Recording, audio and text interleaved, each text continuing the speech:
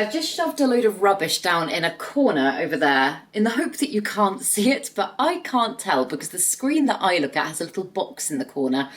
So if you can see it, please ignore it. Hello everyone, I hope you are doing well today.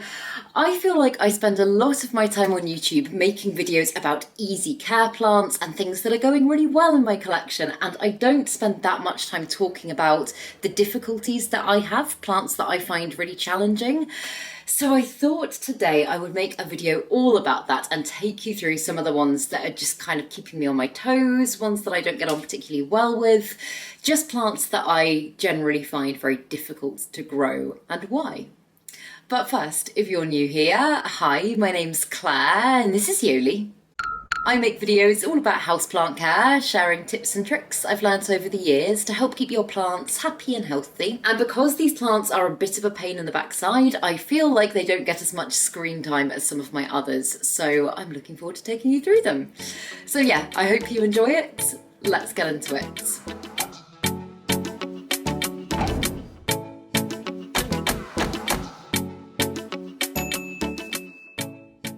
So as always, these are in no particular order, but the first one I've brought over to show you, I've actually brought over a cutting of because the full plant is hanging behind me there. I'll put some clips in of the full plant as well, but it was just easier to do things this way.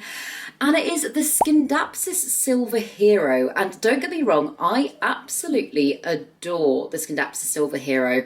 And it's not a difficult plant per se. I would actually say it's got very similar care requirements to things like my Argyreas, my Silverian, the Scindapsus plants that I always talk about being very easy.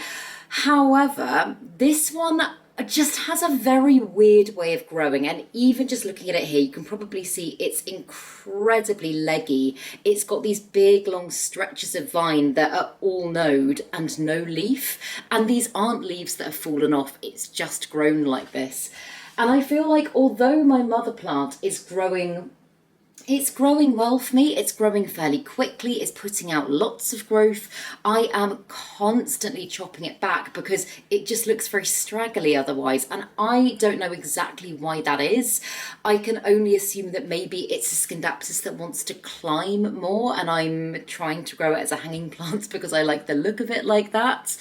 But it does seem strange, as I say, that my other types of Scindapsus have been so more than happy to grow as hanging plants, and this one's behaving very differently. So yeah, I've got probably about 14 or 15 different cuttings rooting around my flat at the moment, and I plan on just continuing to pot them back in with the mother plant and eventually getting a lovely full plant going. But even when I do get a lovely full plant going, I just feel like that's not going to be, it's not suddenly going to start giving me loads of leaves. I feel like I'm still going to have to continuously chop it back.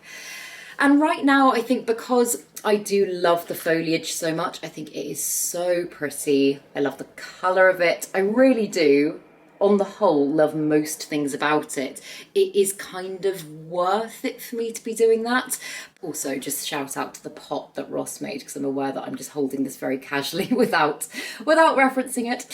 But I feel like, as I say, I don't know if it's anything that I'm doing apart from, as I say, the way that I'm growing it instead of letting it climb, because I have had this plant growing in so many different conditions. Initially when I got it as a cutting probably smaller than this, so it has grown fairly significantly for me in the time that I've had it. But I had it in my cabinet to start with, then I had it hanging in my mum's conservatory, so I've grown it in all kinds of different lighting conditions, and I haven't, oh, that's the coffee machine. I haven't really found that anything makes a huge difference, and oh my god, okay, let's just wait for that to finish. I haven't really found that anything makes a huge difference, and often when you look at a plant like this, if it starts doing that, it can often be down to lack of natural light, and I would often say up the light and see what happens, but that doesn't seem, as I say, to have really made any difference. So currently I've just got lots of these dotted around, and they look very pretty and they add little splashes of greenery, and I really like the plants. This is the thing, it's not like, as I say, it's not like I don't like it, I just don't know what I'm doing wrong, or maybe the plants just like this, but I don't know. So if anyone is successfully growing the Scindapsus Silver Hero and you're not having this issue, please teach me your ways. Tell me what you're doing right, because I would love mine to not be doing this. And then this next one was a struggle plant for me for such a long time. It is the Boston fern. And although I feel like on the whole, I'm kind of nailing it with this plant now. I feel pretty proud of myself in a lot of respects. It is a plant that still very much keeps me on my toes. Like at the moment, I'm not sure how well you can tell on camera actually, but it's looking quite faded. It's looking quite, I almost want to say grey. It's not quite as green and vibrant as it typically is, and that is because the plant suddenly dried out and it needed water, and this is a plant that likes to remain consistently moist. And I struggled with it for such a long time for many, many reasons, primarily humidity and the amount of moisture that it requires. But even now, as I say, having figured out this plant and having grown it healthily for quite a long time, I will just look at it some days and I'm like, oh my God, I didn't stay on top of its watering. And it's not one, like for example, like some of my aglaonema or philodendron, if they dry out a little bit, then I'm like, you know what, they'll be fine for a few days. This one, like if I hadn't watered this one today, I can guarantee in the next couple of days, it would just be a crisp. And it is worth it. Like it's one that I have struggled with, as I say, a lot, and I've always kind of decided to keep in my collection and try again. I've killed many a Boston fern in my time. It's one of those ones that I think when you're first kind of getting into houseplants, it's like a classic and everyone's like, oh yeah, get a Boston fern. And no one really tells you how finicky they can be. So I got one fairly early on. Needless to say, it didn't last very long at all. And then I just kept trying again and again and again. And even this one that you see here has been lopped back to nothing, I think 3 or 4 times in order for me to reset the plant and start again. So yeah, it's one that although I don't struggle with as much nowadays, I do feel like I can't take my eyes off it in the same way as some of my other plants. Like I'm going away on holiday soon and I'm a little bit worried about leaving this one. I am just going to have to move it right back from the window because it is right in my window at the moment.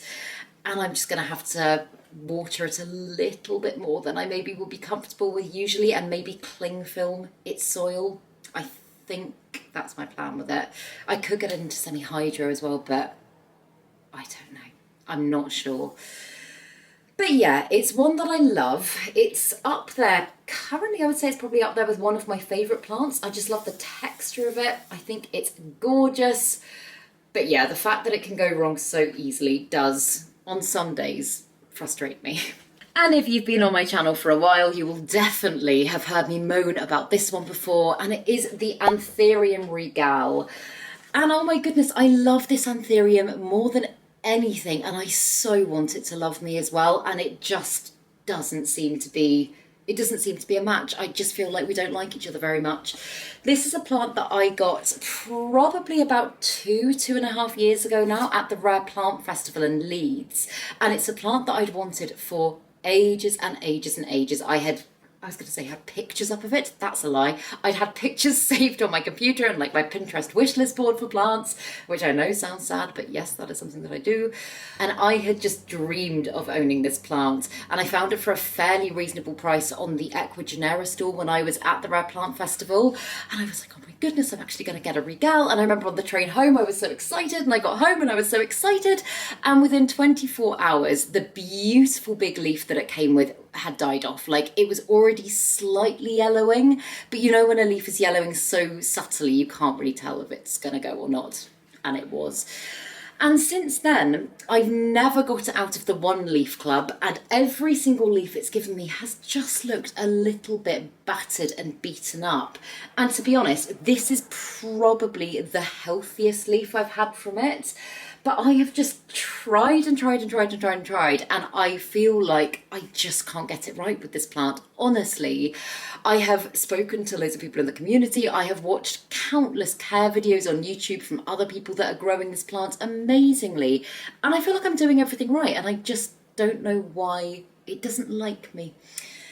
So yeah, I still, like right now, as I say, it has got a beautiful leaf. I am appreciating it and I do think it's lovely, but it does feel like quite a lot of stress for something that's not giving me much back. And I think even maybe if it was giving me one leaf at a time, but every single leaf looked beautiful and conditioned with no kind of damage and tears, and then maybe I'd love it even more. I don't know. But as I say, this is arguably the best, aesthetically best leaf it's given me in quite a while, and it's still got lots of cracking and discoloration, and yeah. So I want to say we're getting there with this plant. Like, I feel a tad more confident than I did this time last year, let's say, when it was completely leafless and it was just a stump in a cup. But I feel like we're moving quite slowly compared to some of my others. Like, some plants I'll get and I'm like, oh, I don't really understand them, but I'll do a load of research, I'll do lots of trial and error, and then I'll figure them out. And it's been a couple of years and I still haven't figured this one out. So again, any tips would be greatly appreciated. But otherwise, in the meantime, we're just going to keep going and hope that at some point I can figure it out, because I love it. I really love it. But I haven't ever been able to sit back and actually appreciate it in my collection because yeah, something's always going a bit wrong. So we'll see. We'll see. And this next one's one that I really don't talk about very often, purely for the fact that it's never looking great and I just don't feel like I get this plant. But it is the Philodendron domesticum variegata, and that leaf there I think is absolutely stunning. And then every other leaf is just a little bit weird and warped, and yeah, I don't know, it's just doing weird things. And this is one that Emma had in her collection. I think she got it as an import plant about a year ago and she wasn't getting on great with it, so she gave it to me and I was like, oh, I'll give it a go. And the first thing I did when I was given it is I chopped it back to try and conserve some of its variegation, because it had completely reverted. And the first leaf it gave me after that, I was like, oh, okay, I think I've done it. I think it's worked. It's given me lots of lovely variegation. And every leaf since then has just been, I don't know, like, it's a bit curly and it just doesn't look very healthy. I've wondered so many times if this plant has pests, but I've checked it, I've treated it. It's in my cabinet with loads of predatory mites at the moment. And I don't know, I know I could get it onto a moss pole, and like, if I was giving anyone else advice, I would probably tell them that is what you should do. But you know, when sometimes a plant just doesn't motivate you to do that because you're just not a fan of it. Like, I know that sounds like a really bad thing to say, but I just don't know how much I care about this plant. And it's really sad to say that, because there's been multiple points where this plant has really excited me. Like, as I say, when it first started growing back after I made the initial chop, I was like, oh, this is cool. Like, and I don't know many people that have this plant. Like, this is going to be a really fun one to experiment with. And that excitement has just kind of died a bit of a death, because I always feel like it's just looking a bit unhealthy and unhappy. And so, yeah, this is one actually I'm potentially thinking of getting rid of. I have been really good, actually, these last kind of 4 or 5 months at having, when I say a clear out, I don't really like using that term with plants, having a bit of a cleanse of the plants that aren't making me that happy. I've given lots away to new homes, I've given some to neighbours, I've given some to friends, I've given a couple to my mum, and I feel like my collection, even if it's grown in some ways, because obviously I have brought new plants into my home at that time as well, I did my massive Malvern haul, but I haven't found anything to feel more overwhelming, just because I feel like I'm enjoying caring for the plants that I've got a lot more. And don't get me wrong, it's not like this one requires a huge amount of care. I've got it in semi-hydro, it's in my cabinet. All I do is fill its reservoir and pest check it. So that's pretty much all I do. But nonetheless, I'm just like, is it taking up space? Am I going to suddenly do a 360 and be like, oh, you know what, I love that plant again? And I just don't see that happening right now. Personally, I don't see that happening right now. Oh, is that a bee? Oh, there's a bee in here, I need to let him out. How did you get in? This is how I open the window now. This is my Lepismium cruciform. I just grab its pot and pull, because I'm not tall enough to open the window. Go out, please. And then to close the window, we use a breadboard. But yeah, as I say, this is one that currently is not bringing me that much joy. I'm not even really enjoying the variegation on it, to be honest. I'm not a massive one for yellow Aurea variegation on the whole anyway. I think I really liked the look of the first leaf because it looks more kind of creamy, and I don't know, I kind of thought that's what would happen when it matured. It's not maturing. It's not maturing, and I think I'm done with it. So yeah, that's a plant that I find difficult and also don't like very much, apparently. That's that decision made. This is why it's good to talk things through sometimes. Yeah, I'm gonna probably chop this one, prop it, put it in one of my boxes and take it to the next plant swap. That is my plan. Oh, and then this next one's sad. This is really sad. And I feel a bit ashamed of this because I feel like it's a plant I should be able to get right, but I just can't. It looks like this at the moment because there's nothing else to show, but this is my third or fourth, maybe, Anthurium warocqueanum. I just don't understand this plant. I know it's one that some people do struggle with. I know people as well that say it's really easy, and I'm like, okay, teach me your ways, because I don't find this plant easy to grow whatsoever, and I have tried so many things. As I say, the first Anthurium warocqueanum I ever got was a few years ago, and I didn't get it from a great seller. It arrived already with like evidence of it not doing well, like the bottom of the leaf had been all chopped away where it had obviously browned, and it was a bit faded and it just didn't look that healthy. I didn't know much about the plant at that stage, so I was just kind of like, okay, let's just keep growing it and see what happens. And when that one died, I was like, okay, maybe that was purely down to the place I got it from. And when I got my next one, have I had another two or another one? I don't know, but I managed to keep my last one alive for about a year and a half, which, if in the grand scheme of things, isn't great. Like, you want to be keeping your plants alive long term, and even though that one was surviving in my care, kind of similar to the Anthurium regale, it just felt like quite a lot of stress, and I never felt like I truly knew the plant. And I've tried growing it in my cabinet, and I've established that for me in my home, it is not a plant that enjoys cabinet life. I think it gets too hot in there, and air circulation probably isn't the best for it. So I took it out of the cabinet, and I had it at 2 leaves at one point, 2 beautiful, beautiful leaves. And then slowly but surely, they just started to wilt and curl and dry up, and I ended up losing them. And then I ended up losing the whole plant. So someone actually very kindly, one of you guys, sent me this at the beginning of the year, and so I feel a little bit ashamed showing it because obviously I haven't got on great with it. The good news is I'm pretty sure the root system in there, I'm not 100% sure, but I'm pretty sure the root system is still alive, so I'm hoping it will grow back and I can try again. Oh, okay, I might have lied about that. Seeing as the top of it has just come off with the collar. Oh, I like the warocqueanum to look at visually is one of my favourite anthuriums. I think it is just beautiful. I'm going to stop holding the empty pot as well because there's no point in showing you anymore. But yeah, when I see pictures of it in other people's collections, I'm like, oh my goodness, it is a plant that I like yearn for. Like, I really want to have it in my own home. I want to be able to appreciate it. And I feel like I've learnt so much with anthuriums, especially in the last year. I feel like I've done lots of experimenting, and I don't know, I'm just a bit gutted that that's one that, for whatever reason, I cannot get my head around. And I really hope at some point further down the line I'll be looking back at this and I'm like, aha, now I've got a beautiful one. But right now, in my current environment, I don't think I'm going to give it another go, purely because I don't think it's fair on the plant, unless I'm going to, change up very specific things and go in with more of a game plan.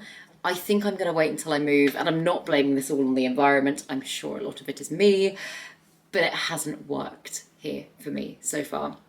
So yeah, that is a massive struggle plant. And then this one, I thought I would include this one on the list because it has been one of the most difficult plants for me to get to know. Similarly to what I said about the Boston fern, I do feel like touch all the wood. I do feel like I know this plant now, and I feel fairly confident with it now. But it is my variegated Alocasia frydek, and this is an Alocasia that I took such a long time to actually feel like I know. And I was quite surprised actually, and I did make a care video on this plant a while ago, and I know I said this in the care video, but I was quite surprised because I'd had an Alocasia Mitchellitziana in my collection for years and years and years. I felt like I really knew that plant, and I was like, considering they look so similar, like so similar, I was like, surely their care needs can't be that different. And although on paper they're not that different, the smallest differences make such a big impact with this plant. Like, I got so much wrong for such a long time when I first got this one, and I've had this one now getting on for about 2 years, I believe. And when I first got it, I went through the one leaf phase for months and months and months and months and months.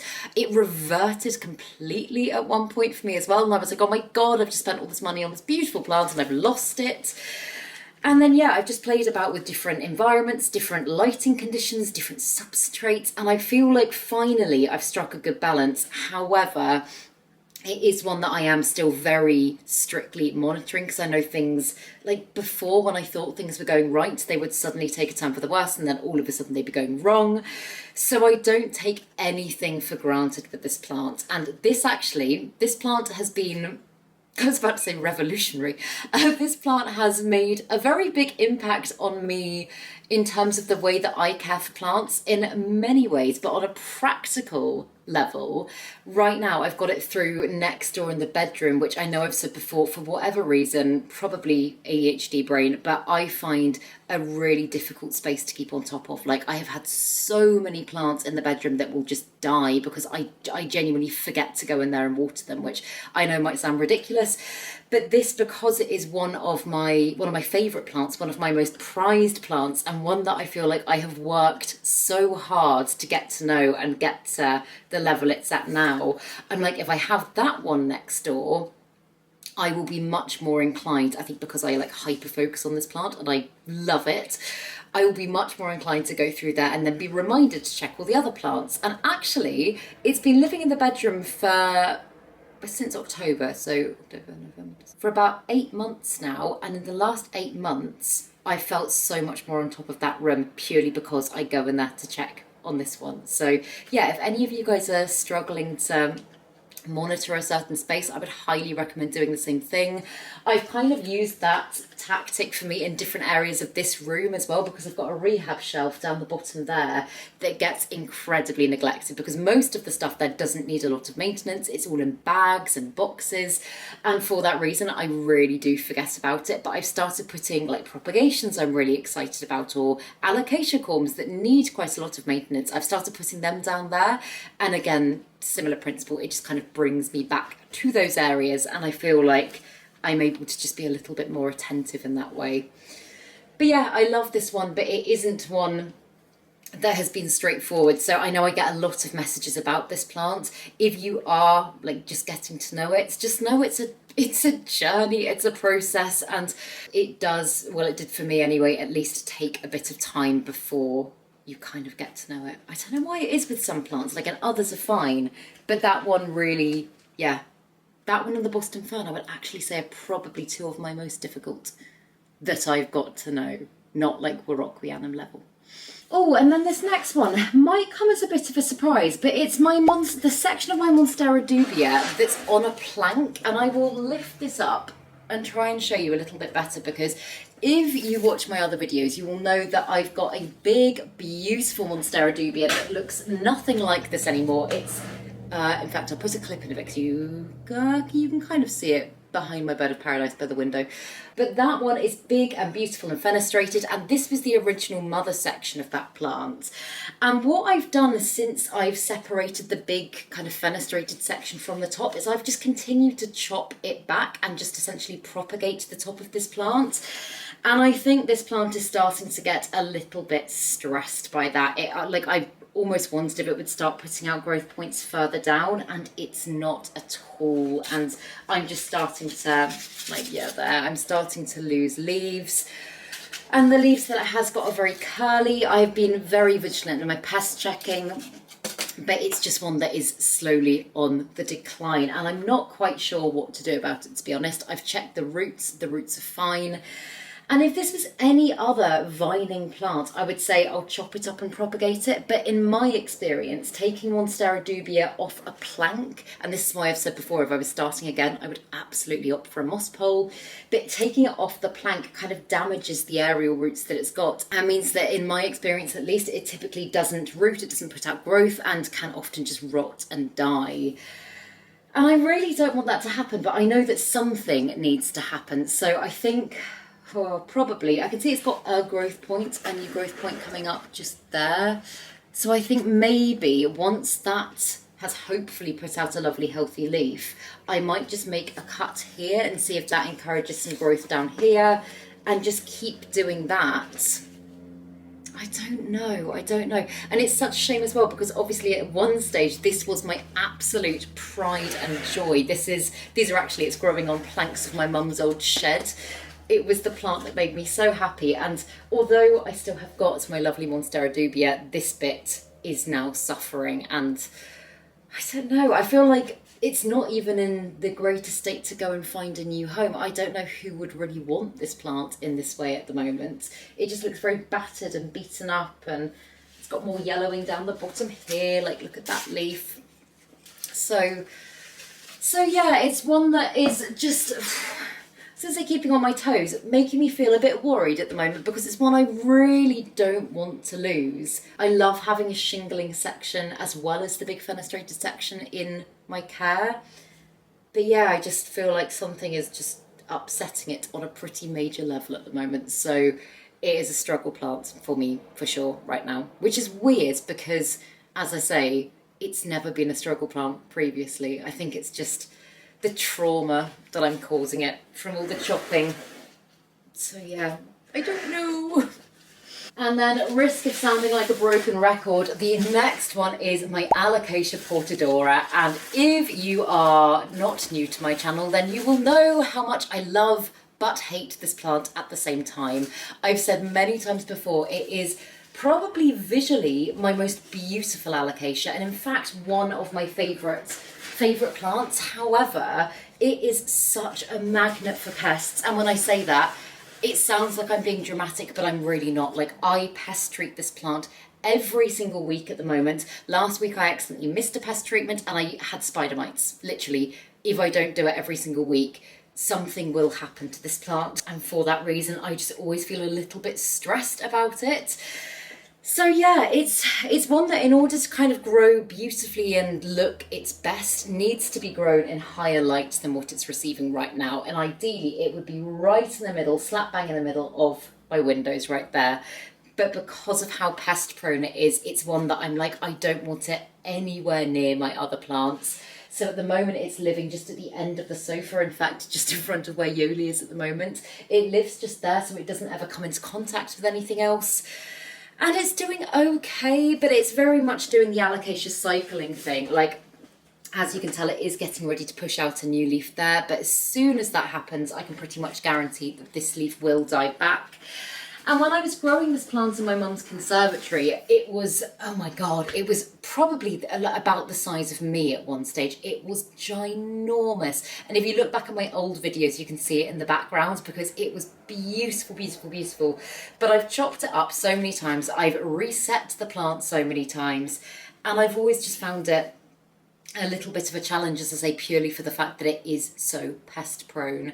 And I've wondered before if this is like an issue specific to me, is it something I'm doing wrong? But the amount of people that I've spoken to that also have this plant in the plant community that have said, oh my God, I know exactly what you mean. So I don't think it's just a me thing. And also because I've got so many Alocasias in my collection, like even ones such as the Alocasia Jacqueline that are supposedly very prone to pests such as spider mites, I don't know, this one just is way more than any other, and I don't know what it is about it that makes it so pest prone. But because this one is one that's such a draw for pests, it means obviously I've got to be very vigilant with all of the plants in the rest of my collection, but particularly all of my other Alocasias, because I heard this a while ago and someone confirmed it for me actually when I was in Malvern, and I found it very interesting.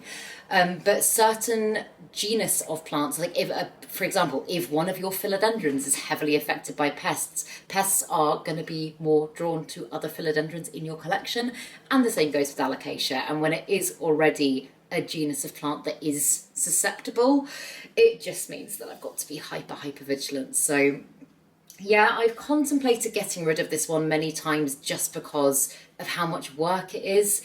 And the thought of getting rid of it makes me sad, but it is also a pain in the backside. So for now, it lives on in my care, but yeah, it's not the easiest. And one that you might not have expected to see on this list, but I thought I would include because actually it is a struggle plant for me. Like, even if I don't think it is, it absolutely is. It is my Hoya latifolia sarawak, and this section specifically I am really struggling with, and this is the original big mother section.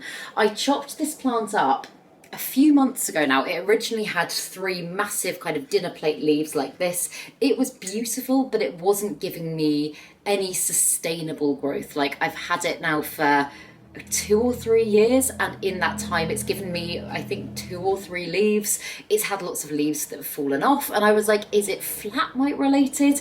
I got a microscope on there, did all the checking, couldn't say anything, treated it, and eventually took the plunge and chopped it. And 2 of the sections of it that I chopped are doing amazingly well, like incredibly. And this one I'm still really struggling with, and I don't know what it is about this section. Like, arguably this one has a stronger root system because it is the mother plant, it's got the original roots.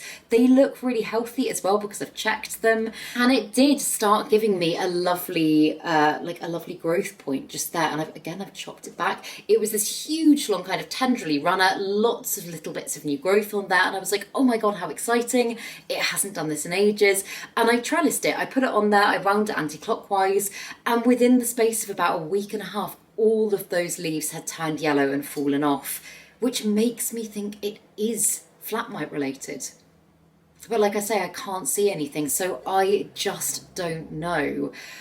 But currently this section is just, I mean, it looks very pretty, don't get me wrong, it's lovely, but it's just not doing anything. And I don't know, at some point, I guess further down the line, if the other section's doing well for me, then I'll pot them up together and get that going as my plant, and maybe pass this along to someone else to have a go with, because I know it is a plant that a lot of people want. But yeah, it's just one that I don't know why is not responding well for me. The other option, of course, is to completely chop and start again in the same way as I have done with the others, but I wouldn't have thought I'd need to do that. But yeah, we'll see. Currently it's just looking exactly as is, and the other sections that I chopped that didn't have any roots at all are doing better. So who knows? And then finally, another Anthurium that I think I think I will probably get rid of because I have not got on well with.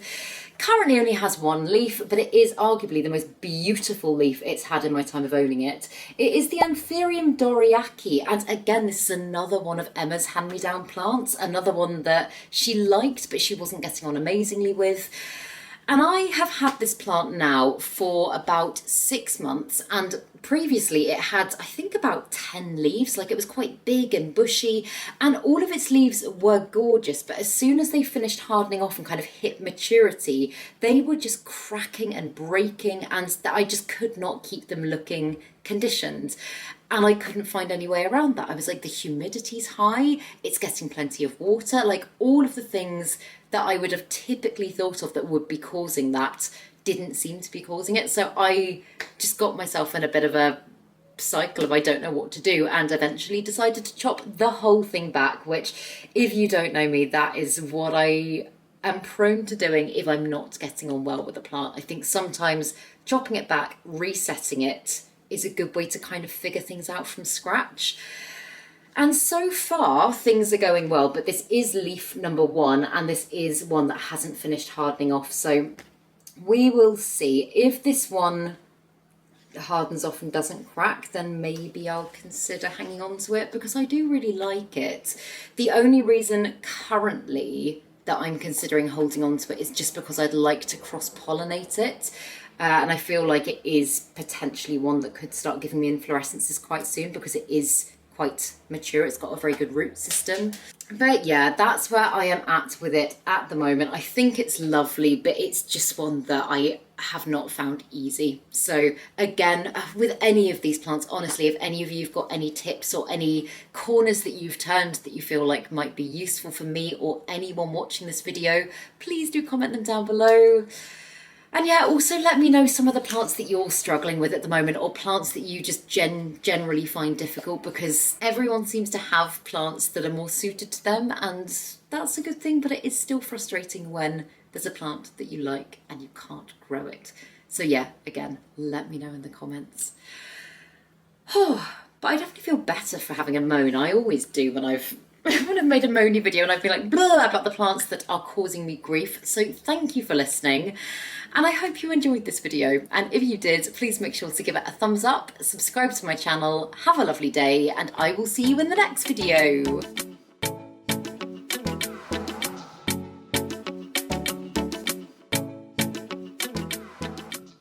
Stay sexy, plant lovers.